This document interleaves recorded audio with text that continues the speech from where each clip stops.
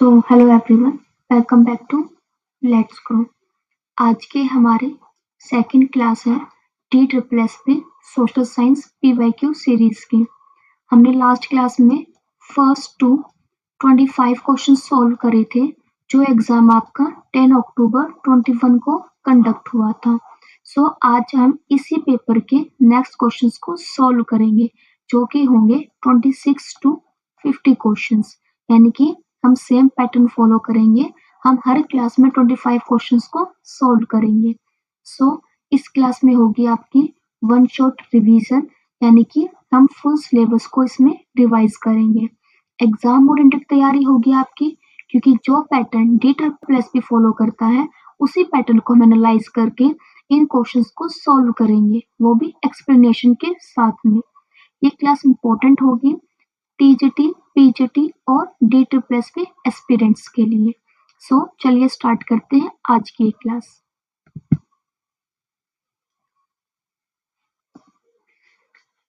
आज की क्लास का पहला question, which of the following planets comes under the category of Jovian planet?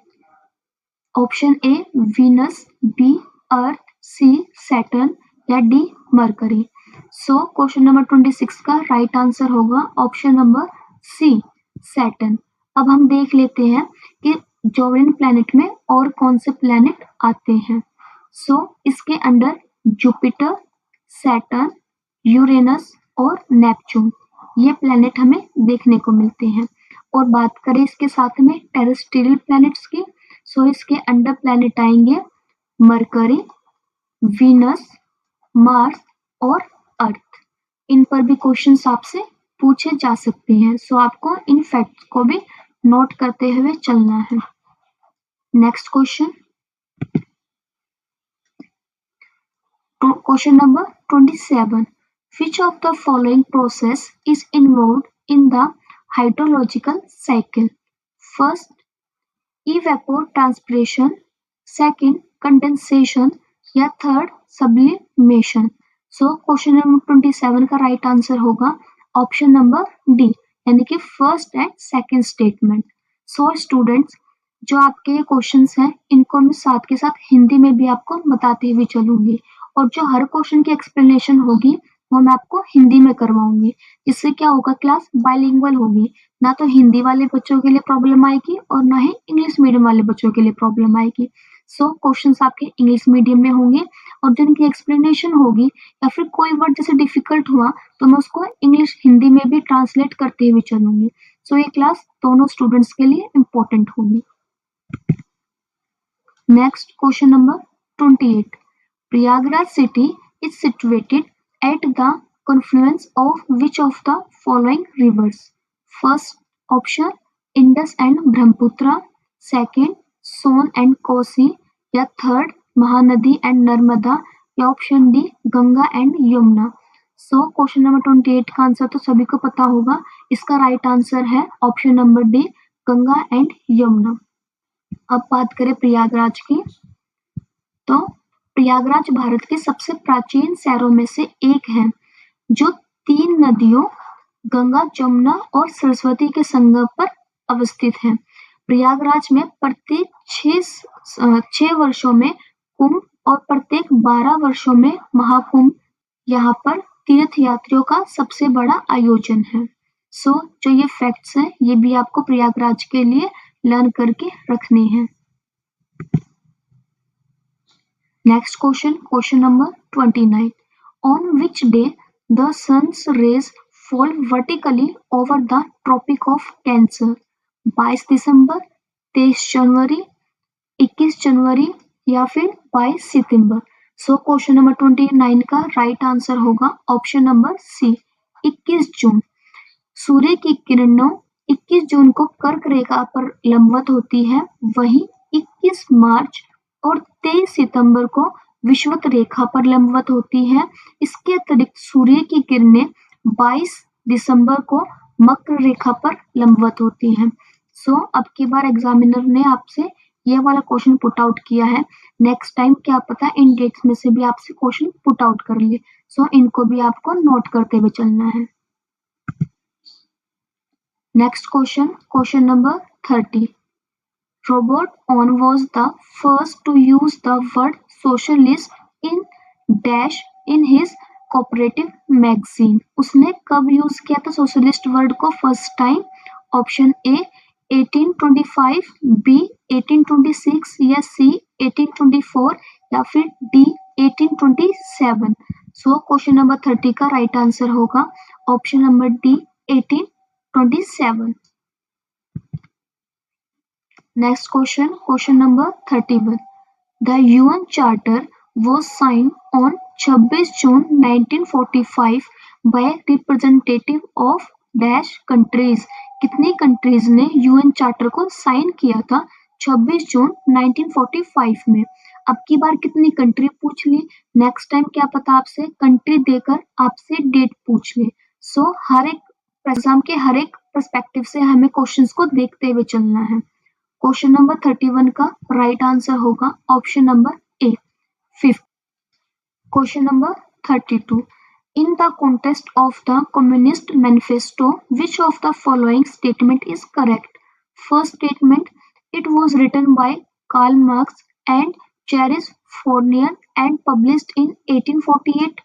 Second, their thought became the basis of the strategies oppressed. So, question number 32 का right answer होगा option number D. Only second statement are correct.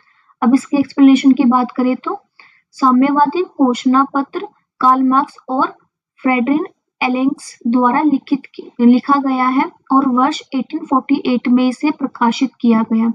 इसे अब तक के सबसे प्रभावशाली राजनीतिक दस्तावेजों में से एक माना जाता है. मार्क्सवाद कार्ल और फ्रेडरिक एंगल्स द्वारा स्थापित विचारधारा है. यह विचारधारा का मूल यह है कि श्रम उत्पादन का सबसे महत्वपूर्ण कारक है और समाज में परिवर्तन उत्पादन के मौजूदा तरीकों पर आधारित होते हैं. शोषित जनसंख्या मार्क्सवादी विचारधारा से प्रतीक थी और उनके विचार ही उत्पीड़न के संघर्ष का आधार बने. सो क्वेश्चन नंबर 32 का ये थी इसकी explanation. Next, name the person who believed that industries and factories could liberate Mankind from poverty and ignorance. अगर इसकी मैं हिंदी में बात करूँ तो उस व्यक्ति का नाम बताइए जो यह मानता था कि उद्योग और कारखाने मानव जाति को गरीब और अज्ञानता से मुक्त कर सकते हैं. Option A Proudhon, second Robert Owen, third संत साइमन या fourth Charles Fourier. So question number 33 का राइट आंसर होगा option number B Robert Owen. एक मुख्य अंग्रेजी कपड़ा निर्माता, परोपकारी और समाज सुधारक थे. साथ ही यूटोपियन समाजवाद और सहकारी आंदोलन के संस्थापक थे. उन्होंने अपने श्रमिकों के लिए कारखानों में काम करने की स्थिति में सुधार लाने और प्रयोगात्मक समाजवादी समुदायों को बढ़ावा देने के प्रयास के लिए जाना जाता है. ये थी रॉबर्ट ओवन की बात. Next question number 34.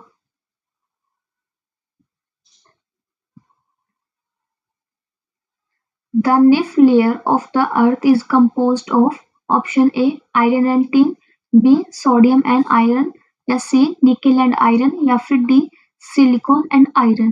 So question number 34 का राइट आंसर होगा option number C nickel and iron. देखो जो हमारी अर्थ है 3 लेयर में डिवाइड करते हैं. सबसे पहले क्रस्ट, देन मेंटल और लास्ट में कोर. जो हमारी क्रस्ट होती है ये सिलिका और एल्यूमिनियम से मिलकर बनी है. मेंटल है वो सिलिका और मैग्नीशियम से मिलकर बनी है और जो कोर है हमारी वो निफ यानी कि निकल और आयरन से मिलकर बनी है. सबकी बार एग्जामिनर ने यहाँ से क्वेश्चन पुट आउट किया है. नेक्स्ट टाइम वो इनसे भी आपसे क्वेश्चन पूछ सकता है. Next question number 35. Which of the following is correctly matched?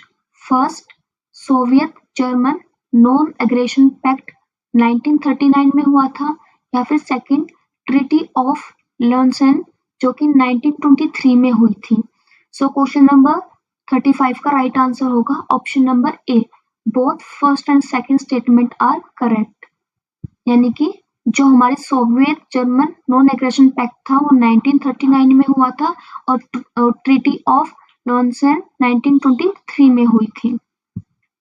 Next question number 36। The rotation of the earth is responsible for. अब जो हमारी अर्थ रोटेट करती है ये किसके लिए रिस्पॉन्सिबल है? First, the alternate periods of day and night, या second, period of year. So question number 36 का राइट आंसर होगा option number C, only first. यानी कि जो हमारे डे और नाइट होते हैं ना, सिर्फ इसके लिए रिस्पॉन्सिबल है, पीरियड ऑफ ईयर के लिए रिस्पॉन्सिबल वो नहीं है। अब देखो, पृथ्वी की जो हमारी गति है उसको हमने दो पार्ट में डिवाइड किया हुआ है, एक रोटेशन और एक रिवोल्यूशन। एक को हम कहेंगे हिंदी में घूर्णन और दूसरे को कहेंगे हम परिक्रमण। अब इनकी एक्सप्लेनेशन की बात करें तो जो पृथ्वी पर दिन और रात की वैकल्पिक अवधि होती है, क्योंकि पृथ्वी का आकार गोल है जिस कारण इसके सामने के भाग पर ही सूर्य की रोशनी प्राप्त होती है जहां दिन होता है, तथा पीछे के भाग पर रोशनी प्राप्त न होने से रात होती है। इसीलिए जो स्टेटमेंट हमारा फर्स्ट है वो ही ठीक है। यानी कि रोटेशन के कारण ही हमारे जो डे और नाइट होते हैं वो फॉर्म होते हैं। Next question number 37। The arms of rounded hummocks resulting for the deposition of glacial tile are called, उनको क्या बोलेंगे? हिंदी में हिमनदों के निपेक्षण के परिणाम स्वरूप गोल हमक के झुंड जमाव कहलाते हैं। Option A esker, B outwash, या सी डर्मलिन, या D moraines. So question number 37 का राइट आंसर होगा option number C, डर्मलिन्स।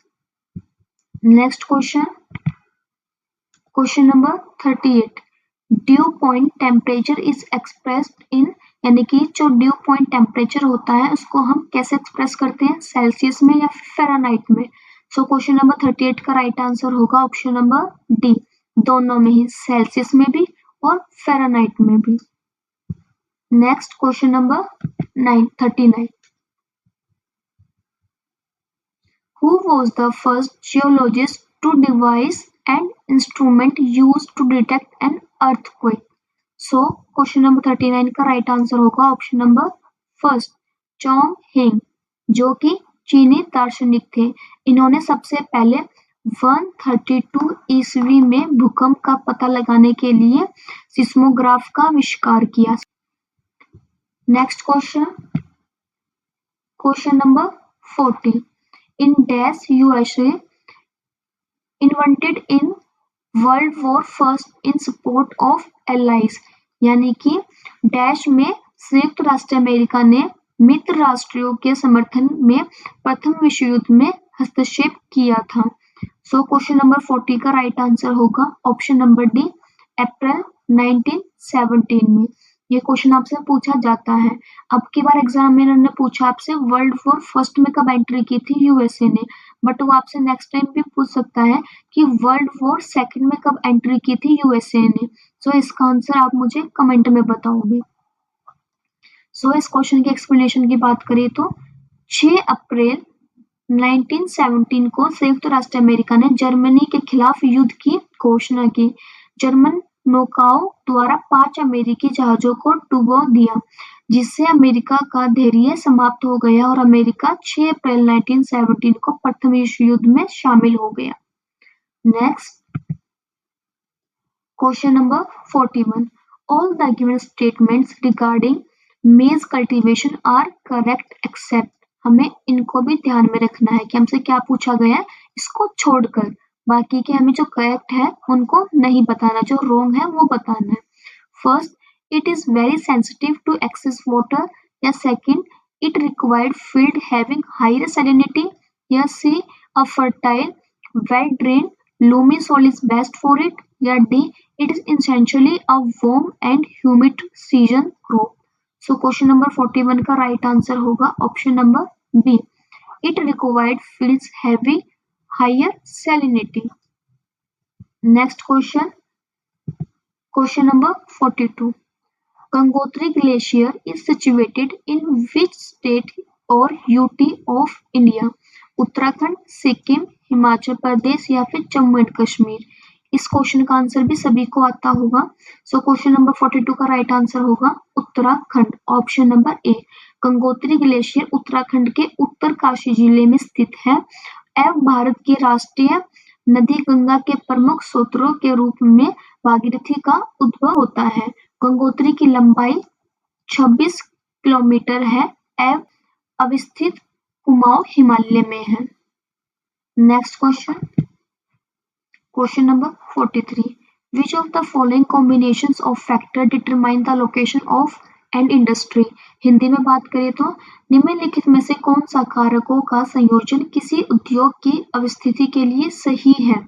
First, skilled labour, greenery, या second, rural state settlement, raw material, या थर्ड, कैपिटल एंटरप्रेन्योर, और D, climate and population? So question number 43 का right answer होगा option number सी, पूंजी और व्यवसाय। उद्योगों की अवस्थिति को प्रभावित करने वाले कारकों में कच्चे माल की उपलब्धता, भूमि, पूंजी, श्रम, संगठन, जल, बिजली, परिवहन और बाजार आदि हैं। उद्योग वहां स्थित होते हैं जहां इनमें से कुछ या सभी कारक आसानी से उपलब्ध होते हैं। इसीलिए जो हमारा ऑप्शन नंबर सी है ये बेस्ट ऑप्शन है। Next question number 44. The dependency ratio is depend on which of the following population composition? First, age, education, sex ratio, या फिर ethnicity? सो क्वेश्चन नंबर 44 का राइट आंसर होगा ऑप्शन नंबर ए, as यानी कि आयु। निर्भरता अनुपात जनसंख्या संरचना का महत्वपूर्ण घटक आयु पर निर्भर करता है। निर्भरता अनुपात किसी देश या क्षेत्र में कुल कामकाजी उम्र की जनसंख्या पर आश्रितों की संख्या के अनुपात का एक जनसांख्यिकीय विश्लेषण है। सो ये थी क्वेश्चन नंबर 44 की explanation.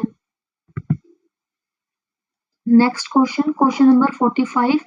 Asia's first export processing zone was set up in Mumbai, Kandla, Visakhapatnam या फिर चेन्नई? सो क्वेश्चन नंबर 45 का राइट आंसर होगा ऑप्शन नंबर बी, कांडला। अगर इसकी बात करें तो वर्ष 1965 में गुजरात के कांडला में एशिया का पहला प्रसंस्करण क्षेत्र स्थापित किया गया। Next, the Lancashire region of Europe is known for which of the following industry? Cotton textile, sugar, electronics या फिर automobiles? So क्वेश्चन नंबर 46 का राइट आंसर होगा ऑप्शन नंबर ए, कॉटन टेक्सटाइल। लंकाशायर क्षेत्र यूरोप में सूती वस्त्र उद्योग के लिए प्रसिद्ध है, जिसका प्रमुख कारण यहाँ ह्यूमिड जलवायु की प्राप्ति और सूती वस्त्र के निर्यात की सुगमता थी। इसके अतिरिक्त उपनिवेशीकरण एवं औद्योगिक क्रांति जैसे तत्वों ने लंकाशायर में सूती वस्त्र उद्योग को पोषण प्रदान किया। Next, question number 47. Which of the following tropical cyclones fall under the category of freak cyclone? First, tropical depression, या second, tornado?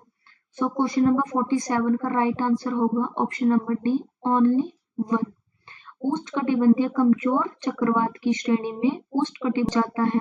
IMD के अनुसार उष्णकटिबंधीय यानी कि ट्रॉपिकल डिप्रेशन निम्न दाब का क्षेत्र होता है जिसमें हवाओं की गति 32 से 50 किलोमीटर प्रति घंटा होती है। इन अवदबाव को अनुकूल परिस्थिति प्राप्त होने पर इनके आकार में वृद्धि होती है और ये चक्रवाती तूफान के रूप में परिवर्तित हो जाते हैं। Next, question number 48. The Shivaliks are separate from the northern plains of India by the main boundary thrust, main central thrust, या फिर Himalayan frontal thrust fault, या फिर D, Indus search? So question number 48 का राइट आंसर होगा option number C, Himalayan frontal fold. Himalaya frontal fold Shivalik को भारत में उत्तरी मैदान से अलग करता है। मेन बाउंड्री थ्रस्ट लघु हिमालय को शिवालिक से अलग करता है, वहीं मेन सेंट्रल थ्रस्ट वृद्ध हिमालय को लघु हिमालय से सेपरेट करता है। सो इनसे भी क्वेश्चंस नेक्स्ट टाइम आपसे पूछे जा सकते हैं।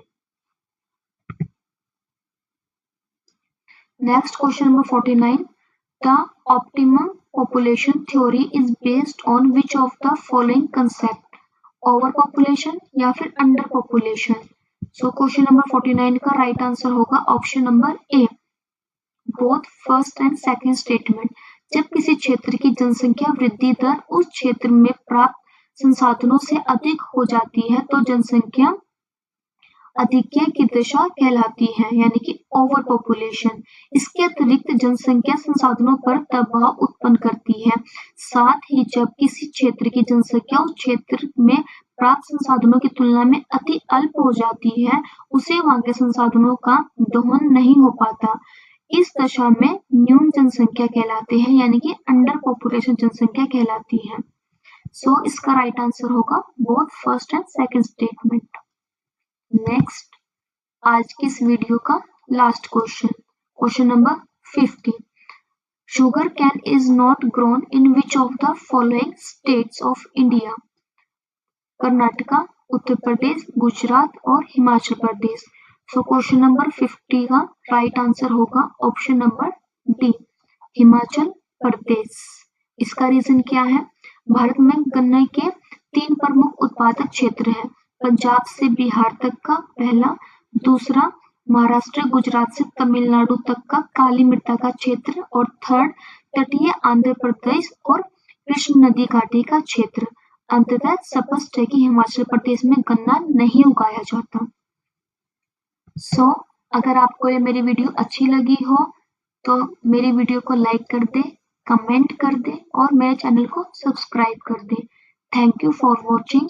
Keep practicing PYQs. Stay focused on your goal. Selection is coming soon. Share with DSSP aspirants. So अब हम पार्ट 3 में नेक्स्ट करेंगे क्वेश्चन नंबर 51 to 75 क्वेश्चंस, जिससे जो हमारे फोर्थ पार्ट होगा उसमें हम अपने 100 क्वेश्चंस को कर लेंगे और एक पेपर को ऐसे कंप्लीटली सॉल्व कर लेंगे विद एनालाइज और एक्सप्लेनेशन के साथ में। So thank you and stay tuned.